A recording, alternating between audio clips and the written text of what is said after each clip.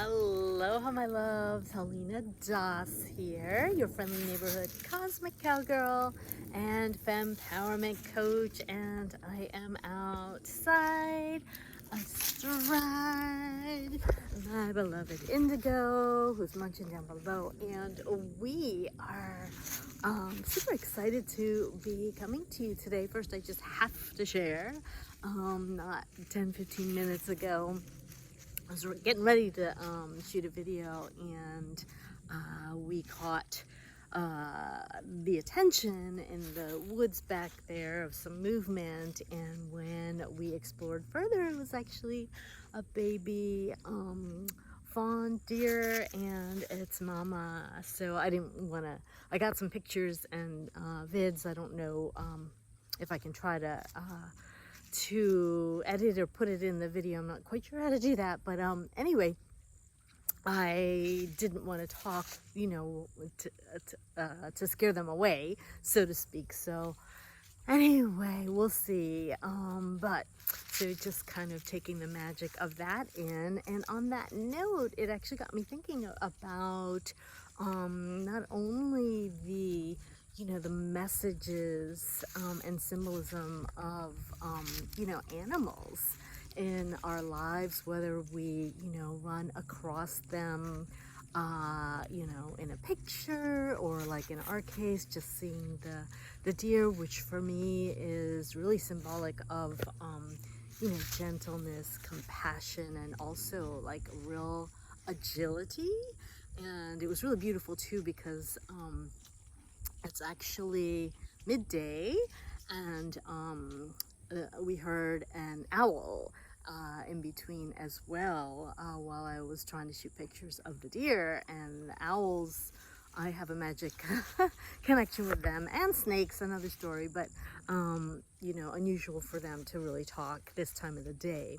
Anyway, that being said, the deer was actually just the divine right animal medicine that I needed to connect or see today, because again, it was a reminder of just being gentle and compassionate with oneself. And I can always use that reminder, because for me, I'll confess that I can at times be a little hard on myself and put a lot of pressure on myself to not only get things right, but get things done and all of that. So just just a magical kind of breath of sigh of relief, and fresh gentle loving energy from nature. So anyway, and that kind of goes in line with what I wanted to talk to you about today. But before I dive into signs and symbols, or signs and synchronicities,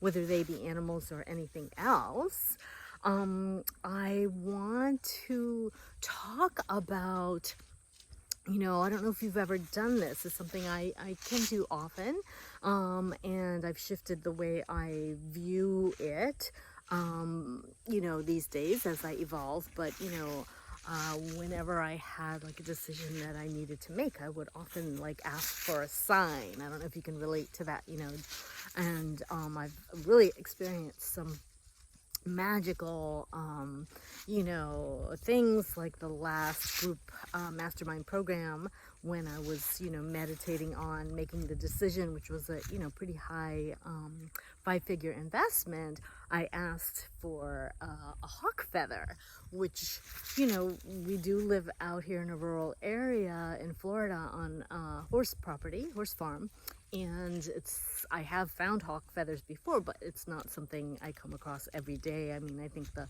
last one before this I found, maybe, I don't know, I want to say it was like, I don't know, at least a year, like maybe once a year or so I might find a hawk feather or owl feather or something like that. They're not again, easy to come across. So I asked specifically for that, and within, I think it was like 24 or 36 hours, I literally, found a hawk feather under the fence when I was walking to the barn.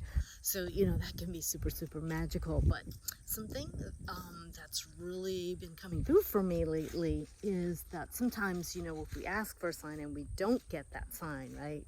I was asking for a sign the other day, and I didn't really get it around sort of, a direction in my business with a offering or a creative project. And I didn't actually get the sign that I was asking for. Something else happened, which I won't get into now, but I think more important than the sign that I'm learning to really observe and be aware of is how we feel, which is really the real secret, or the real key, or the guiding light, if you will, the North Star. Like if we are disappointed, for example, that we don't get the sign that we're looking for, that's a sign in and of itself, right? That your soul actually was disappointed. So that means your soul actually like wanted to do that thing, right? Whatever you were looking for confirmation. And so for me, that would actually be the sign. Like that would be the awareness that I was disappointed, letting me know, and reminding me or highlighting the fact that I really want to do something, and maybe I'm not giving myself permission to do it, if that makes sense.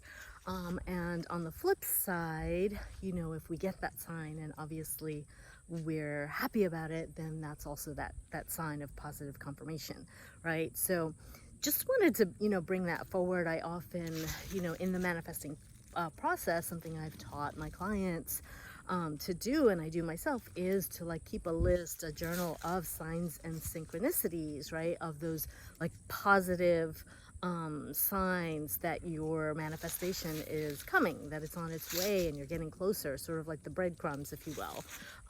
And I think that is a powerful practice. And I also, again, just want to bring in this element of not, relying so heavily on it, in the sense that if you're not noticing, because chances are too, like we're getting messages and signs from spirit and our guides all the time, but if we're running around and we're not taking time to be still, we don't always like catch them or notice them or hear them, right? So I just want to along with the dear wisdom that came through, like remind you to be gentle with yourself if you're maybe trying to manifest something and asking for a sign and not getting it. But the other piece is, more importantly, whether or not you got that sign that you've asked for, is how do you feel about it? And I think the real treasure is in that. So I hope you found this helpful. I am going to go. Before I do, I want to ask two things, or let you know two things. One, just for stopping by and making it all the way through this video, I have a free gift for you. It's a very special process. It's my sacred seat process, which is normally only available through my Empress bundle, which is a paid digital product, but it is so special and so powerful, and can help you not only instantly, well, maybe not instantly, but pretty quickly when you do this guided process, get grounded, connect with your seat. It's called Sacred Seat, so really like ground and anchor. Also very like gently awaken your sacred sexuality, and allow you to feel safe, attracting abundance and all the things you desire. So this is my free gift to you for stopping by. You can find the information below.